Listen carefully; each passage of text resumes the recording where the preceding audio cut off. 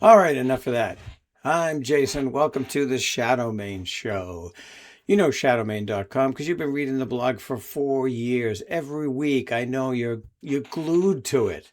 And now we bring that to the web, to the YouTubeverse, so we can talk about a single subject with our community and with our guests. Today, my guest is Jason Cordova. So it's a good thing we're not streaming because they wouldn't know which Jason they were addressing questions to. Just kidding. I'm pretty sure half the TTRPG universe are Jason or Matt, which is actually my brother's name. So, you know. Anyway, welcome, Jason. Hello. How's it going? I actually, someone posted a meme joke thing about like how there is this like kind of ultimate game designer whose name is Jason Baker, who like who's going to create the ultimate role playing game someday because there's Yeah. so many Jasons and Bakers in the hobby. So yeah. If I'm ever on TTRPG Jeopardy and I don't know the answer, I'll guess that as the author because Yeah, it's got to be exactly. Yeah, always, close. always go. I'll just go. Who is Baker? You're probably right. So. Yeah, that's true. That's true. All right. Jason is, Mm, let's see, how do I describe everything you've done? Well, okay, you're the Gauntlet. You're the mhm. primary creator at the Gauntlet, right? And I Yes. think probably your most famous kind of work at this point is Brindlewood Bay. But Probably, yeah. Although public access is really rapidly overtaking yeah, it. So, but probably Brindlewood Bay. Yeah. yeah. So Brindlewood Bay, the Between, Public Mhm. Access, um, Beach Blanket Body Bag, uh, Yeah. and a number of associated things, Mhm. which I guess we're not now we call that carved from Brindlewood. Yeah, that's the name of the that's what we've started, or well, not started, we have for a while. That's what we call kind of the underlying drift of Powered by the Apocalypse that our games use. We Yeah, call that Carved from Brindlewood. Although there's nothing kind of fundamentally Powered by the Apocalypse about it. Our games are just because that's how I like to play, but you can take yeah, a lot of the CFB concepts and put them in all kinds of mechanical frameworks if you want to do. that's cool. That's cool. And I actually did that in another game we released called Hint. But Mm. anyway, enough about me. You're the guest. So, how would you describe what characteristics do typical Brindoverse games, if there is something? What's the flow through? I think the thing that connects them all, well, okay, on some level, it's because they tend to be kind of mystery slash horror games. Yeah, Because that is my taste in gaming, and so a lot of the games I make have a mystery or horror flavor. I would also say that, um, gosh, there's a lot of things that connect them up mechanically, that connect them up. The biggest sort of like high concept thing that probably defines Carve from Redwood games is collaborative storytelling, meaning it's unlike a more traditional tabletop role playing game where you have like the GM who is the primary author of the game world and yeah, delivers that to the players. I would say in Carver Brindlewood games, that's a much more distributed authority. Like it's a much more shared thing. The keeper, which is what we call the GM in our games, still has the most authority, but a lot of it is given to players as well. So that's probably the most like overarching defining feature, right? yeah, Um, yeah. yeah. And confession, that's the first thing that drew me into the game. I was like, oh, Mm, this is perfect. yeah. Um, but one of the reasons I wanted to get this one out there is because we have they have a backer kit campaign right now called Yeah, plus one XP is running one. Yeah, the Brindleverse triptych. Yeah, yeah, yeah. So that involves Brindlewood, even if it's not yours yeah, specifically, right? yeah, Is yeah. it there's three different adventures slash games? Is that how it works? Yeah, these are yeah. So the Brindleverse triptych, which is a backer kit crowdfunding that is currently being run by Plus One XP, Tony and his crew. Mm, These are three short games that use the Carve from Brindlewood system and exist in the so-called Brindleverse, which is the shared universe of the games Brindlewood Bay, The Between, and Public Access. right. Um, the these are 3 games that we in the Gauntlet originally developed and published in PDF form.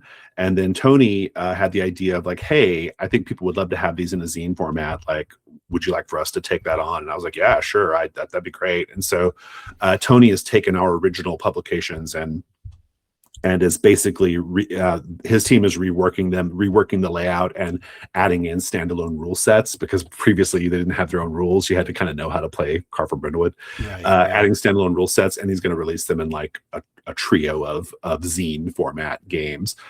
They are Carve from Brindlewood games. They play a lot like Brindlewood Bay in public access, not so much like The Between. The Between's more complex, but they play a lot like B-Bay in public access, but they are meant to be played in like 2 or 3 sessions. Like you can play them in a pretty quick time frame.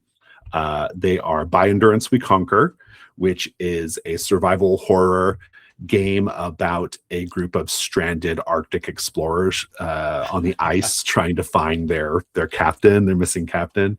Okay. There's Beach Blanket Body Bag, and that was written by Harold Eckmuller. Beach Blanket Body Bag is written by myself. It is about a group of teens in 1965 who are on an island having a beach party, and one of their number ends up terribly murdered, and they have to figure out what happened. And as you play, you kind of discover there's this like, I know what you did last summer kind of like mystery underneath it all as well that you're kind of exploring. And so there's that. And then the third game is by Wes Franks, and that is Dead Pilled, which is probably the most cathartic role-playing game I've ever played in my life. Because you play manosphere influencers who are on an island being horrible people, and they're getting killed off one by one by a killer, the Blue Fairy. So kind of a slasher mystery game. Nice.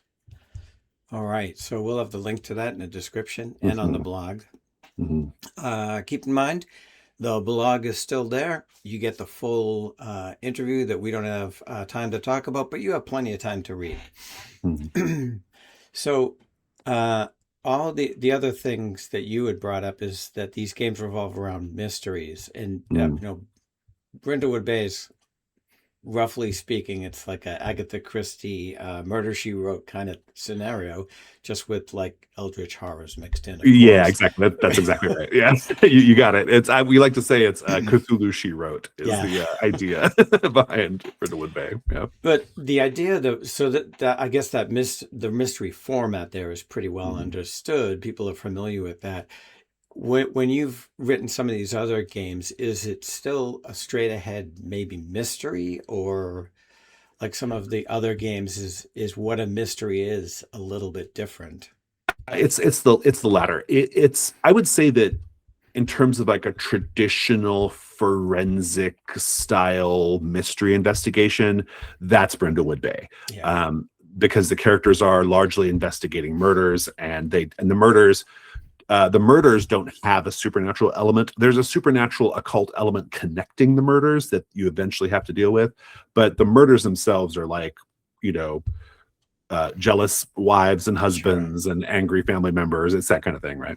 I wouldn't say it's like super forensic. I mean, it's still very much like kind of Murder, She Wrote logic of like,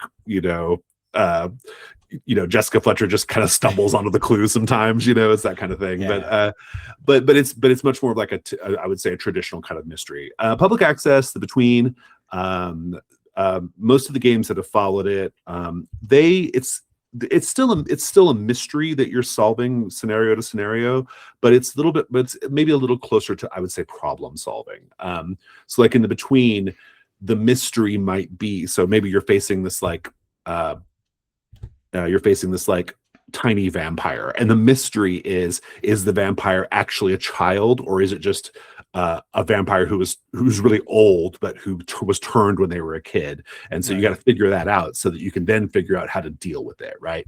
So it's a little bit more like kind of, it's a mystery, but it's also, you still have to kind of put together clues and things, but it's more like a problem solving thing. Public access is probably the one after B-Bay, which is like most mystery feeling, but it's just a different like genre of mystery. It's more like urban legend, analog horror and urban legend type mysteries. Yeah. Cool. All right, so I want to throw it over to, we'll pull some quotes from our discussion. At Mhm. Shadowmain, we have on our Discord server, private emails, lists, and socials. We talk about these things in advance so we can have a community discussion. I pull some of the quotes for us to talk about here on the show, Mm, and most of the quotes are in full on the blog. If you want mm. to get involved in that, send an email to shadowmainrpg@gmail.com and we'll connect you with however you want to be connected. So the questions, as I framed it in this case, was relative to what you were talking about. I think where it's more of a balance between the in creativity between the keeper and the players. Right. So we were talking about that. How much, and a lot of our audience are more familiar with traditional games, Sure. whether it's D&D or even like Dragonbane or something like that. Yeah.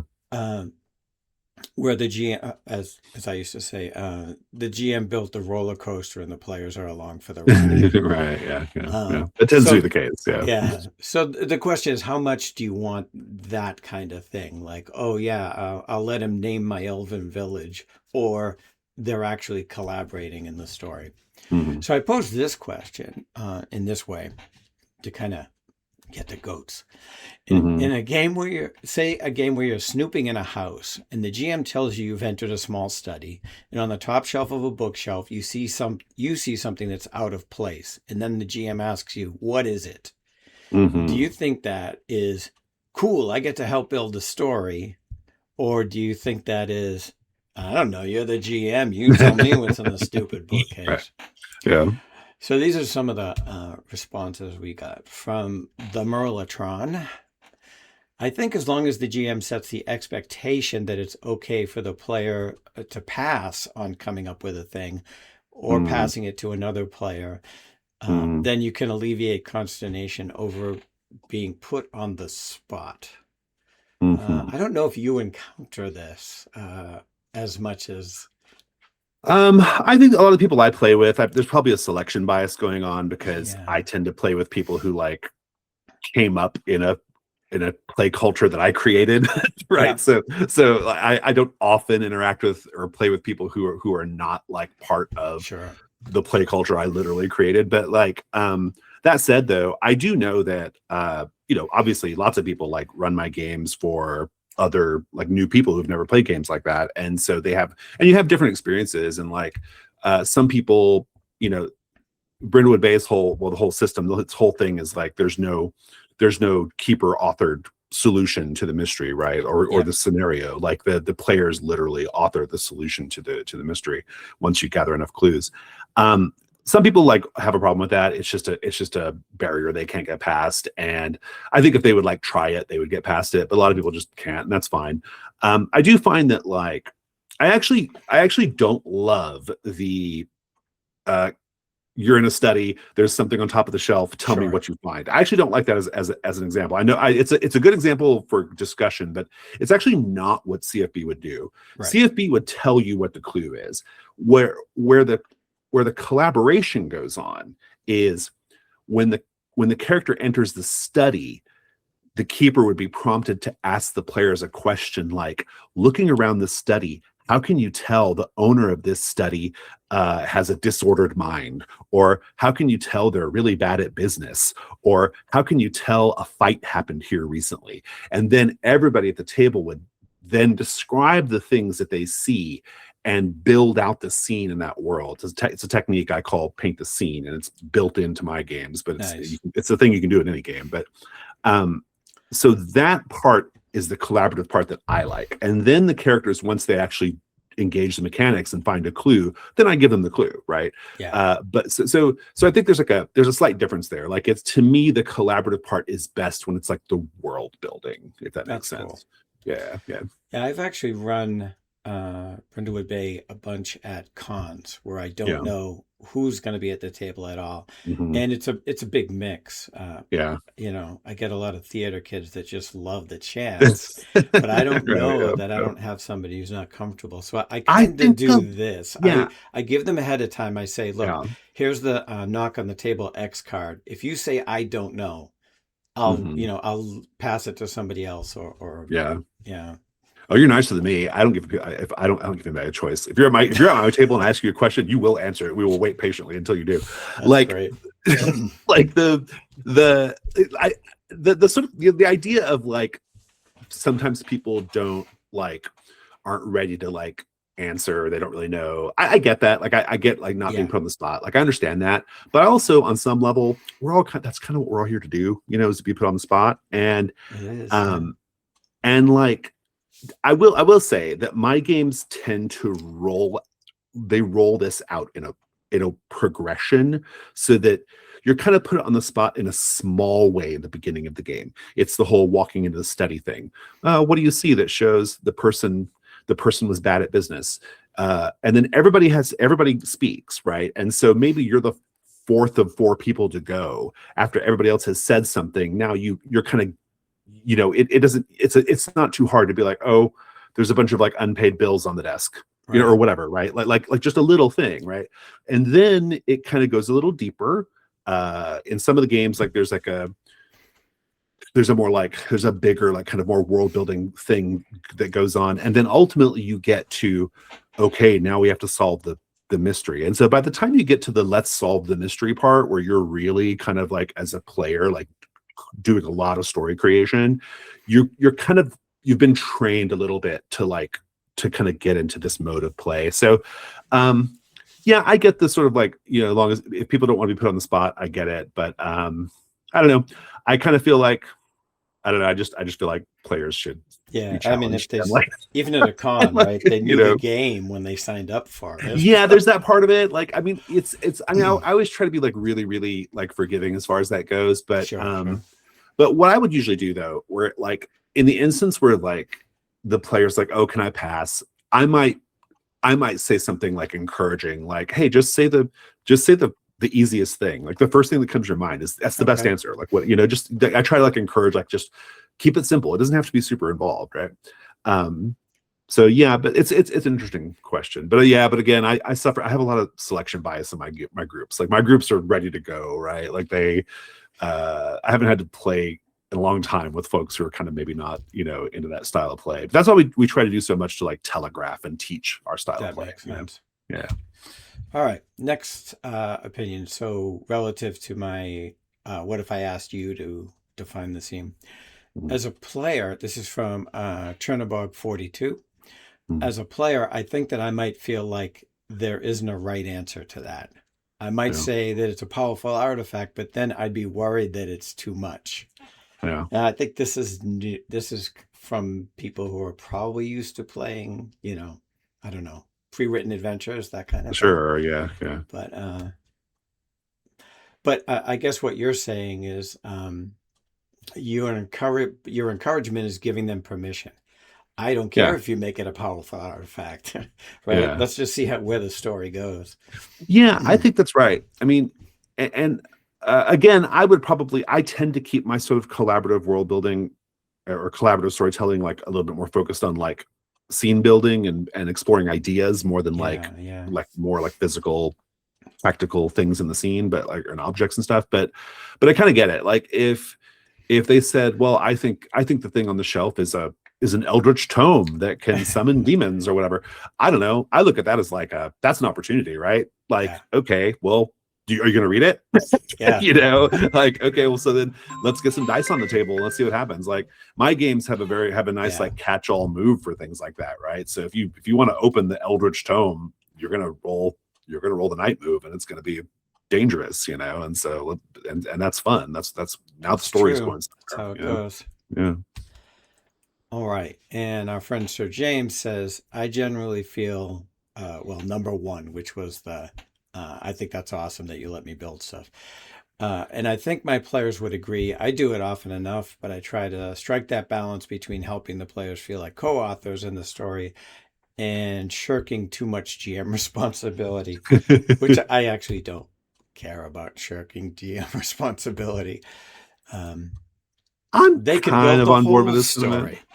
I'm kind of on board with this. I'd frame it another way, which is like in my games. Okay, so I think there's like in a lot of like indie RPGs, especially, Yeah. uh, there's a kind of like desire for games to be, you know, there's a lot of games out there that are like so-called like GM-less games, right? There's no GM, like we're all together Yeah, yeah. creating the story, and that's fine. I actually, my games, I like something in the middle. I still like having a person at the table who is facilitating the game, who still has the ultimate say of what's what, who is principally responsible for the world building and portrays all the NPCs, right? Like I still like that relationship between at the table. Like I'm not inclined to like get rid of the GM, right? I still like having the GM. The Sure, GM yeah, serves a yeah, really important purpose to me. I'm a GM's game designer, right? yeah, But um but I just think that like there's a way that you can like invite the players into doing certain types of world building with you that actually like enhances what you've prepared.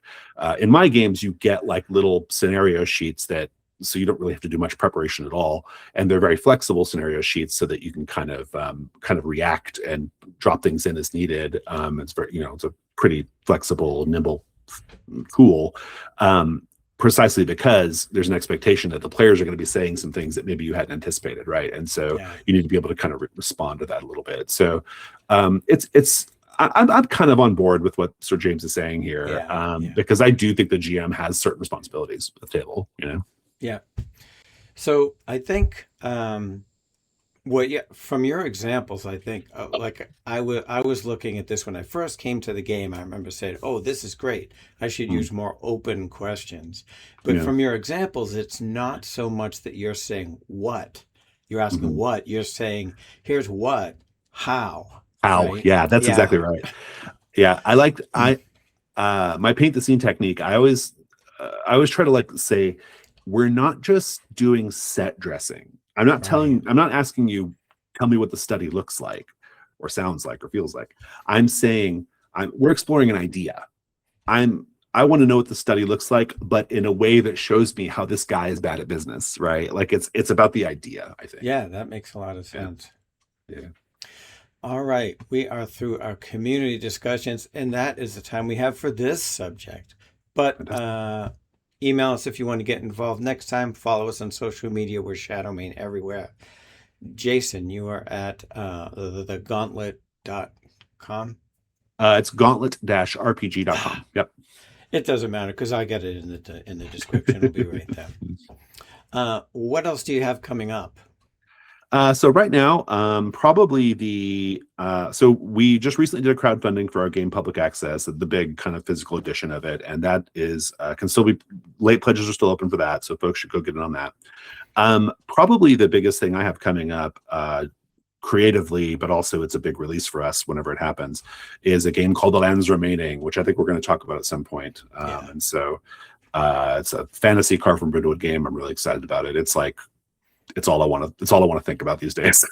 So it's my favorite thing to think about and talk about is The Lands Remaining. So Yeah, I think that needs to be a whole episode. So mhm. today I will sign off and say thanks for joining us, and thanks everybody else. Come back next week. Thanks.